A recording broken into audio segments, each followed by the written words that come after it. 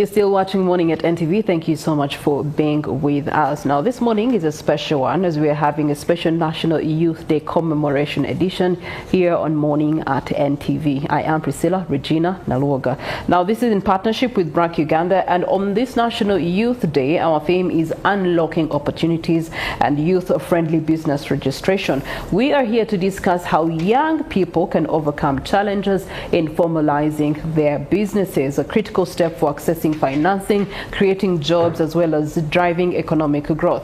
Now, when you look at the Uganda Bureau of Statistics report, you do have over 78% of Ugandans' population in the age bracket of 30, and yet youth unemployment does remain at 13% still, according to the same report. Now, the question is, how can the many young people stepping into entrepreneurship actually position themselves to formalize their businesses and their crafts if business registration is still remaining one of the major barriers or roadblocks? My guests this morning will help us paint a picture and a solution to that. I'm joined by Thomas Nsubuga, founder for Nsubuga Agri Investment, and he is a youth entrepreneur. We also do have Marion Tugumisirize, Senior Registration Officer, and this is with the Uganda Registration Services Bureau. And you're most welcome. Yes, thank you, Priscilla. It's a pleasure to have you. Let me start off with you, Thomas. How old are you? I'm 31. 31. When did you start your agribusiness? I think I ventured into agribusiness in 2019. Mm-hmm. Yeah, that was as a result of me completing my undergraduate studies, and I'd seen a lot of young people being unemployed, and I really didn't want to grow up and be part of them. Mm-hmm. I wanted to be part of the solution, and that's when I started and ventured into poultry as a business. Okay. Yes. All right. How many birds do you have today? Yeah, today I have over 200 layer birds, mm-hmm. and our business is based in Mukono. That's where we do our poultry. We work with a slogan, laying for wealth, as a business. So we believe that as young entrepreneurs, young people can venture into poultry and lay eggs for wealth. All right, so BRAC Uganda has reported that its Empowering Youth in Agribusiness program has supported over 12,000 young entrepreneurs since 2021, creating sustainable livelihoods. And Thomas, you have been a part of that program. What's your testimonial? How have you been empowered by BRAC Uganda to be able to leapfrog your business from one stage and one level to another? Yeah, I think I would start off by sharing my journey with BRAC Uganda.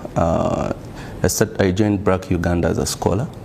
That was back in 2013, and now 12 years or 13 years down the road, I managed to join the MasterCard Foundation alumni at BRAC Uganda.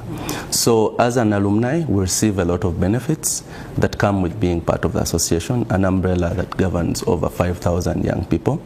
And here in our association, we receive a lot of trainings. We have our circle there where we borrow, save, and invest in small and medium enterprises. This association is overseen by BRAC Uganda, and through there we receive a lot of support, and among the key programs that we have managed to go through is the Scholars Entrepreneurship Fund. This is the program that has supported us with a lot of trainings around financial literacy, business management, but most importantly to mention is that we have been empowered to design businesses based on community solutions or based on the resources we have in our communities. One of the most interesting trainings that we have had at BRAC Uganda was around financial literacy, whereby me as an entrepreneur in 2019, I did not keep any records of my businesses. So I could not really tell whether I was making profit or not. And having joined the SAFE program, I managed to start now making or keeping records in my business. And this has enabled me to see the profits that we can make. And also another aspect is that they trained us about marketing. Where I come from in Mukono, we are near one of the most interesting corner where everyone that uses the highway, the Namaojolo place. And from there I managed to see that there's a great market for broiler chicken, and through the scholarship entrepreneurship fund we received over $2,000 to invest into our businesses, and with this we managed to explore the broiler chicken, and tapping into the Namaojolo market we have managed to sell at least over 300 layer broiler birds. So the program has also equipped me as a young person with knowledge around business planning.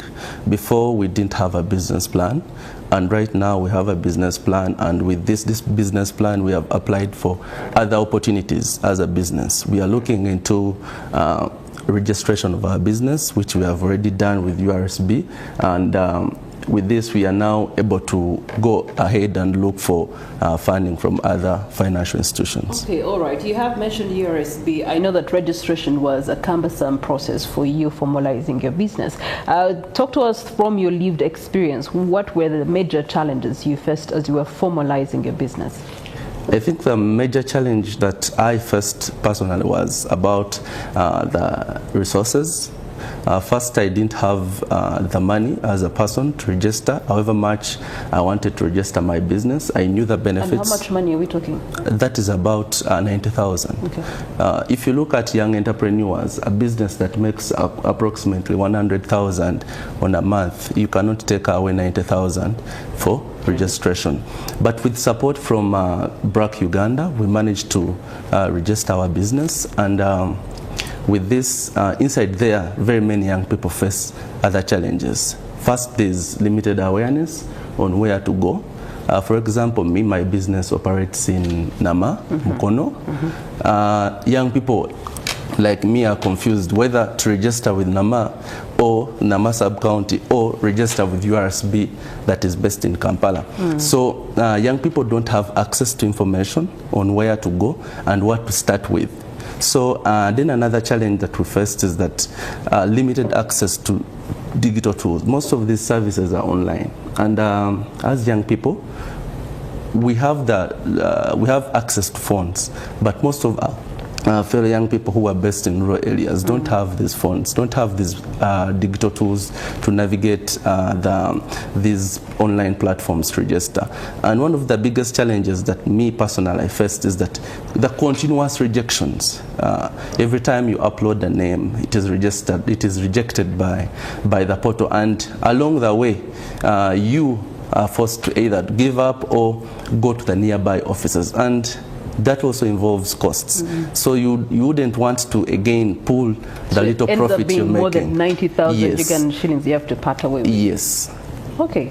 All right. Marion, the URSB strategic plan 2022-2026 does identify enhancing inclusivity in registration as its priority, noting that only 35% of SMEs in Uganda are currently formally registered. From what he has submitted, how can registration for businesses actually be improved to be more youth-friendly, accessible, particularly for the young people, especially for areas that are, rural? Thank you, Priscilla, and I appreciate BRAC for sponsoring this talk show, and we are grateful as URSB to be invited on these discussions.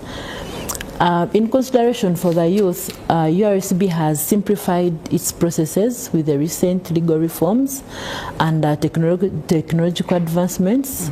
Now all our services are online, and to clear his fears on the challenges he faced to do with resources. Number one, registration fees is a one-off. The 90,000 you fear to pay is a one-off. Maybe say for the annual compliances that come with it, but the registration fees in itself as a whole is a one-off. Then awareness. We have what we call Chile is a campaign, which is a mass business registration campaign that is financed by Ministry of Finance. And the major aim of this campaign was to ensure that registration services go to the last person. This is in preparation for the 2040 financial takeoff, and I can report that we've been to almost all the districts in Uganda, and we have resumed this financial year within Kampala, and we shall reach Mukono. Then on digital tools, we understand that not everyone is technologically advanced. So those without access to computers, we are designing a mobile app that will enable them access those services. Then in addition to the mobile app, we're also working with partners, especially financial institutions, to establish service centers where our youth can easily reach out to URSB through those centers. And in those centers, we purpose to ensure that we do registrations on their behalf, but with provision of key information. We create accounts for them, then take them through the whole process on how they can utilize those services. Then on the issue of rejections of name, as he has mentioned, we have an obligation as an institution that is mandated with the registration to protect brands of those people who have existed before you that is coming on board. So we cannot allow usage of a name that is already in existence. Okay, on that point, allow me to be a bit more practical. When Thomas here is putting in his Nsubuga investments, maybe there's a related name that's already existing or related business name that's already existing in your system. However, your system can be designed in such a way that it can prompt what already exists, so that he doesn't have to go into the merry circle or merry-go-round that he has to go back into. If he didn't go think about another name, you know how like on emails, when you're creating an email, they tell you Priscilla Regina already exists, but then they give you that others that can, you know, work relatedly just to satisfy the customer and ease on the time that they have to spend in thinking. Now Sukat has been denied, go back, what do I call it, Tomak Sakat. Thank you, Priscilla. On that point, yes, the system does give them that option of name search. Before actually you put in the desired name or what you wish to have registered, you have an option of first searching and see if there is a similar name or if there are those that are closely similar to it. Okay.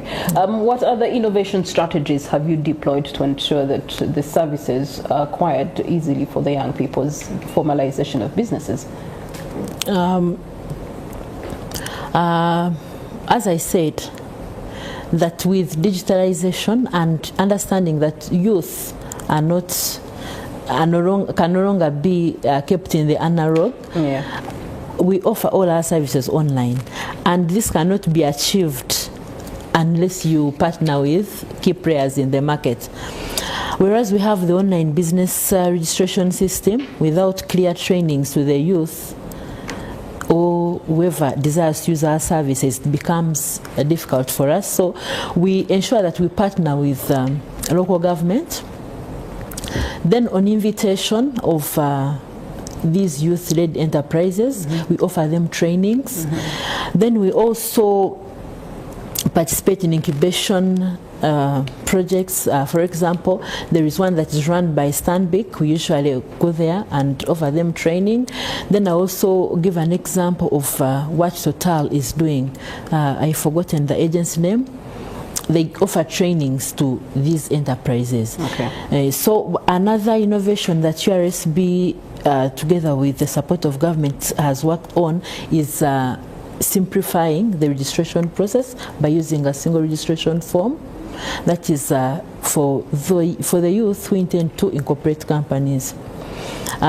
We hope very soon we shall roll it out so that you only need one form to have your company registered, as it is for business names. Okay. Then these outreach campaigns are really playing out right. we have reached the one who would call the realist youth. We have been in all these districts in Uganda. All right. Well, thank you so much, Marion and URSB, for that commitment to ensuring that you open up the pool to enable youth-led entrepreneurship be formalized. Now, back to you, Thomas. When you look at banks, SACCOs, or any form of funding that you actually talked about, they do demand certificates of registration as proof of legitimacy of your business. Now, without this registration, you're not going to get the funding. You talked about the $2,000 US that you did receive in funding. If you were not registered, you would have missed out on that opportunity. When you look at the current registration process, how is it affecting young people's businesses, especially when it comes to accessing financial resources and opportunities? Yeah, I think most of the young people, like me, first, they don't have the financial capacity. One of the requirements that we were asked to present when we applied for a certain grant is that we need to present audited reports for our businesses. And just bringing an auditor to look into, come up with an audited report, to share it with the person you're applying funding from, it is more costly than the funding you're looking for. So these processes have really limited young people to access loans for their businesses, and most of those people that can actually afford to meet the requirements actually most of the times are not young people. And as we know that Uganda is one of the most entrepreneurial country, ranked among the top most entrepreneurial country, but most of the businesses are started by young people. Okay. If we cannot access the loans, then surely we are likely not going to start the businesses in the next 5 years. All right. As we close this conversation, what's your call to action to the different stakeholders, especially as far as registration and formalizing of businesses is concerned? Yes. My first call would go to URSB. For us as Mofabu, we have a network of 5,000 young people, educated up to the level of senior 6 and degree.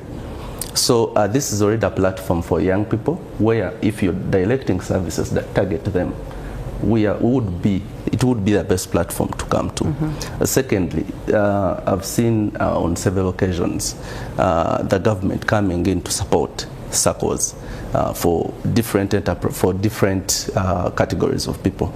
This is a network of young people that if you need to support young people, 5,000 of us are already here and willing to take on the services. I've heard from URSB that they are willing to even go into the communities. And we have already our network in the different parts of the country. We are willing to come in and support URSB and other government agencies for these services to reach these young people. So as we conclude, I would like to say that let these services be more affordable for the youth. Okay. Let them be more accessible for the youth, and let the youth have the information they need about registration, including rural and urban youth. All right, thank you so much, Thomas. Marion, your closing remarks and your call to action. But also I would like you to speak into, you've talked about digitization, but not everyone is on the digital era right now. So you're leaving out a certain young person if you digitalize all the information. And then the other thing is we have so many languages. And so if the information is only in one dialect, how does it affect the young person deep down in Karamoja who has a business that wants to be formalized? As URSB, we strive to ensure that we provide secure, efficient and innovative registration services. As we all know, the world is going E. But as it goes E, we are also aware that not everyone in Uganda has that accessibility to these online platforms.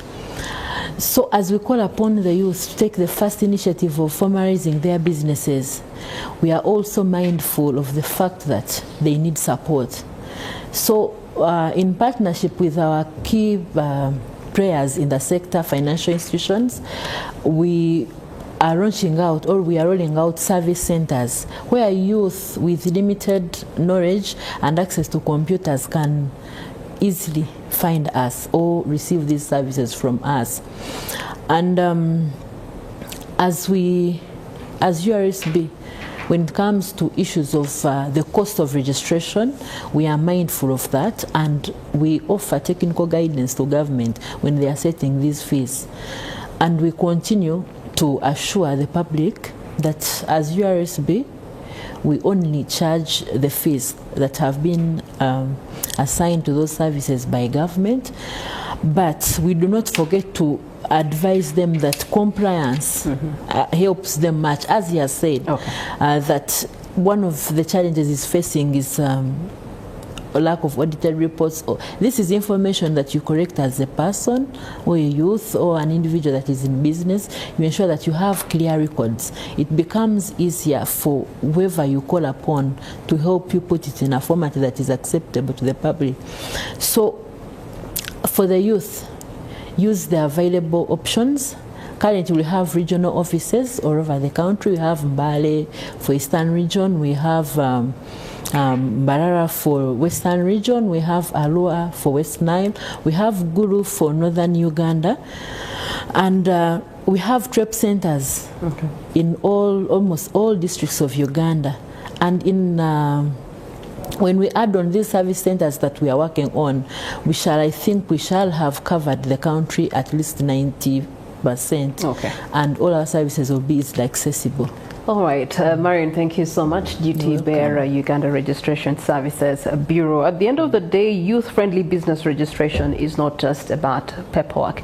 It's about creating opportunities, and when systems are affordable, simplified, and accessible, a young person like Thomas and friends, that he talks about 5,000, yeah, and counting, these can grow their businesses, they can create jobs for other young people, but also contribute to the national economical transformation that we want to see. So as we are commemorating National Youth Day here on Morning at NTV, it's quite clear collaboration between government, development partners, as well as private sector is key in ensuring that our young people have a fighting chance to be part of building a sustainable, enterprising economy in our country. That brings us to the end of our Tech Note. We do have a Kickstarter that is coming your way. NRM's preparedness for the SEC elections. We do have a SEC candidate that will be on the table. We also do have an observer of elections and director for Center for Constitutional Governance. Arabireta will also be on that panel, and of course a former deputy RDC Wakiso district, a lawyer and a political analyst, Sheikh Kasim